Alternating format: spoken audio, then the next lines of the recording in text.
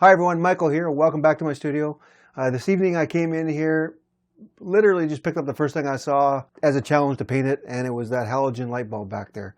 Now, as an object, it's pretty uninteresting, but what I want to show you is that you can take something that's pretty mundane in real life and make a decent painting out of it. I just want to take you through the process of painting a simple object, right? It doesn't have to be a masterpiece, it just has to look really interesting. And you can take any object, even as mundane as that light bulb, and I think we can make it really interesting. I'll narrate as I paint this, take you through my process, kind of let you into my mind of what I'm thinking and how I want to do things, give you some tips and tricks throughout. It all depends how the painting turns out, we'll see. I hope you enjoy it. If you do, hit that like button. If you have any questions, leave them in the comments below. They really do help. So let's get started.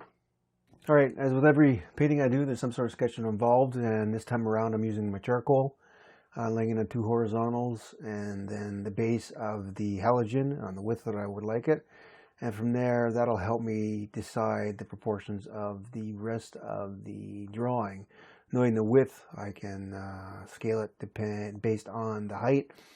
You can get the proportion up to the fins and up to the brass screw assembly area of the halogen bulb. And that pretty much puts it on the canvas for me in the right size that I want. And with the drawing done, I'm going to be blocking in the background. I know it looks black, but really it's a couple steps lighter than black. To the left is a little bit lighter than to the right. It's also a little bit warmer, and it creates a nice gradation, not only in value but in temperature. And just laying in the blue for the floor plane, trying to make it a little bit lighter on the left side and darker on the right, and then a nice dark patch of wood underneath that for contrast. Have the shadow in, and now what I'm doing is I'm more or less laying in the shadows of the still life, the deep shadows, and then also midtones next, kind of idea. A little bit darker than the mids. Silver is an interesting thing. It reflects quite interesting, bringing all those darker mids into the fin section. Moving on down below, I get bored of that. I want to start painting the glass. I can see some nice darks in there, so I start filling them in, and then I throw in the lights in there, which kind of have a nice little peachy rose tone to them, going up to the brass, a little more green. You know, in general, dark areas of brass are a little more green than they are brown. It all depends. Moving back down again, trying to get some reflected light into the glass section of it. I move all over in this painting because it's such a difficult subject that I found myself getting frustrated in one area, and I know when I get frustrated I'm just going to move to another area, and it really helps. Bringing in the warmth of the highlight there, and then some of the shadow lines where the metal meets the glass down below, and more or less now just playing in the whole bulb section area, going back into the fins, bringing in some warms. It's a real play on warm and cool throughout. Trying to bring in that nice light on that right hand side, and then I think I'll also lighten it up a bit, and then bring in some darks of those fins. The halogen bulb is actually quite interesting, but very abstract as well. Whenever you paint glass or anything like this, think abstract. Look for shapes and in values only. It'll really help. A little bit of some blue reflected light in there, softening some edges, correcting some mistakes.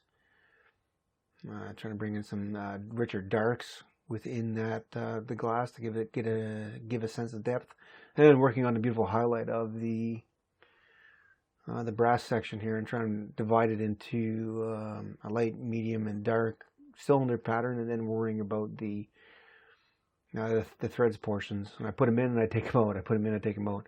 I think that this threaded area was more difficult than the entire bulb, just with the amount of time I fiddled on it. And you'll see me playing with it quite a bit here. In that one area, I just scratched the threads in, and that really helped define where they were, so I could put in my highlights. And then you can see me later on putting a little bit of shadows, a little bit of knife work to get that deep dark in there. Nice clean lines with the knife work, and I can't stress enough, you should learn how to use a palette knife. It's quintessential in many paintings, in my opinion. And with that semi-complete, I was getting frustrated with the threads. I went back down below, started working on the highlight and the glass again, and then going back into the fins. You can see me putting a little bit of knife work there. And here is what defined this halogen bulb for me, this ochreish line with the palette knife. And it's more or less just reflected light right off that edge, and it pretty much defines that entire shape right there. You can never put that in with a brush. Using the palette knife to put in some lines below, now a little bit more reflected light, trying to get the dancing of the glass more or less. And here you can see I'm starting playing with the light side of the blue, trying to get it lighter but also brighter, not chalky. Okay, so that's what I was playing with there.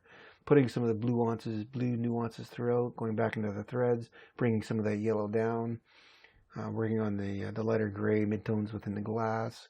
I signed the painting, but then I want to go back and I do a little more tweaking with the knife work. I didn't like that highlight, so I fixed that that area up there, and I more or less just play around with the background for a while until I'm happy with it. If you're not happy with a painting, you know, you're not finished with it. And that was bothering me quite a bit. I couldn't just leave it. A little bit of reflected light on that one side, and I'll go in with some a nice bright warm highlight right there to finish it off. Keep on adjusting until I'm happy with it. Adding a little more blue to those to the fin area, a little richer chroma, a little darker value as well. Really brings it out a little bit. Keep on adjusting that fin quite a bit because it was standing out to me too much.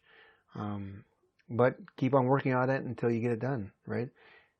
Painting is nothing more than a series of corrections over and over and over. More or less in and out. And softening that edge a little bit, adding a little bit of a highlight, and a couple more highlights, and that's it.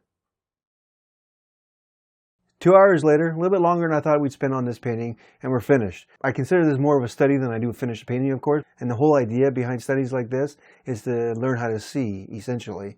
Seeing little nuances in the materials you're painting, seeing little nuances in the reflected light, and how to mix that, how to paint that, how to add it to the canvas, etc. That's the lesson you get from painting still lifes that you can never get, from my opinion, when painting photos.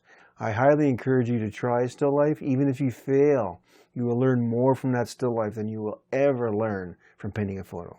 So if you have any questions, please leave them in the comments below. Please hit that like button, share with your friends, and of course, don't forget to subscribe. Cut this out. Oh, cut that out too.